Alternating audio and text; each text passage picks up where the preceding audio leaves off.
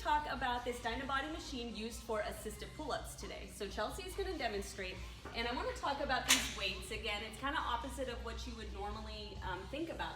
The higher weight you have, the further down you have the pin, the more assistance this machine is gonna give you to actually do your pull-up. And you will, as time goes on, you're gonna want to move this pin higher and higher so that the machine is giving you less assistance and your body is doing more of the work. So Chelsea's gonna go ahead and she's gonna stand on this pad in order to reach, and she has her hands overhand for a pull-up, and she's using this pad and this weight to assist her to pull up into the full range of motion.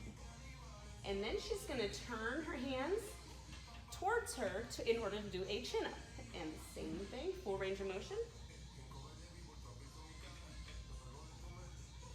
Okay, and those are the two most common. Now she can also turn her hands into a neutral position to do a neutral pull-up. And then the final hand position is a wide grip pull-up.